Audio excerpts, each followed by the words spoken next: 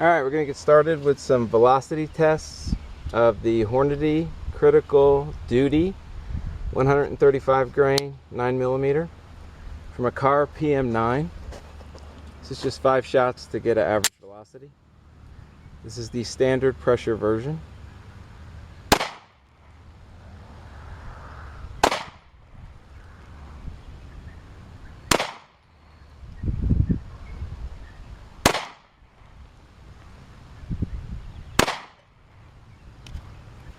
Average of 966 feet per second. Okay, this is the Hornady Critical Duty 135 grain velocity test, 5 shot string. This is the 135 grain plus P version through a car PM9.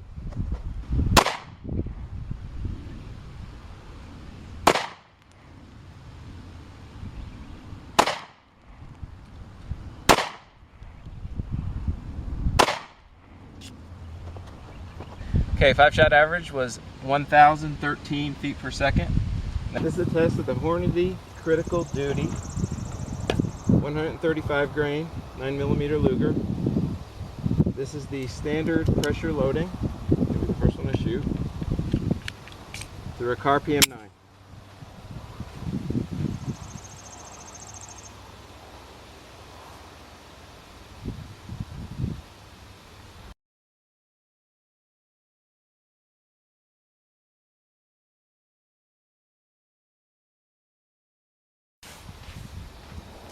Impact velocity 938. Hornady Critical Duty 135 grain 9mm plus P. It's our Denim and gel test through the car PM9.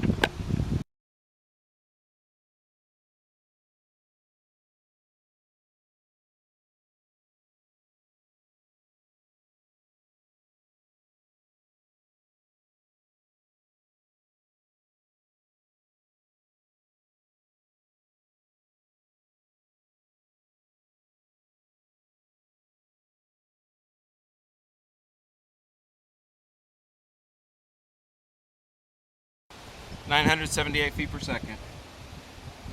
Alright, in this block we had Hornady Critical Duty, the new 135 grain bonded FTX type bullet from Hornady.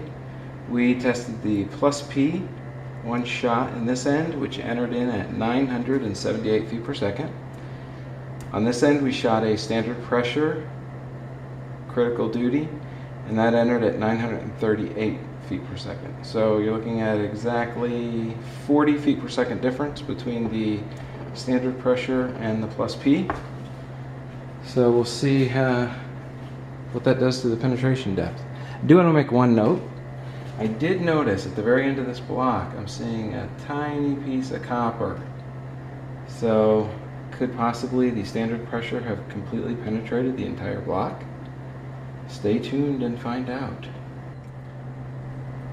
We're back with the recovery of the Hornady Critical Duty 135 grain. We actually started with the plus P side first, which again entered at 978 feet per second. Pretty awesome. Stretch cavity here. You can see where it was turning itself inside out, dragging in a little denim. I don't want to ruin it. This actually is the more impressive side of the channel. Again, just kind of plowing through. But when we set that aside and pull up the second side of the block, I'm almost out of block. So for a 9mm load, shot out of a short barrel car PM9, it's not cheap. Make sure the block isn't stretched out. Looking at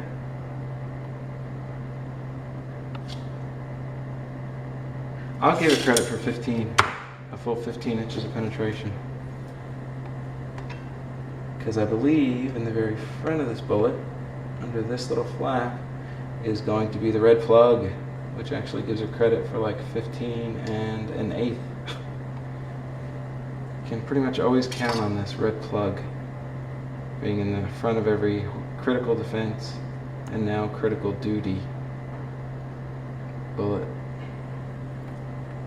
Nicely mushroomed. I mean, it's kind of typical of what you see with the Critical Defense in the short barrel 9mm.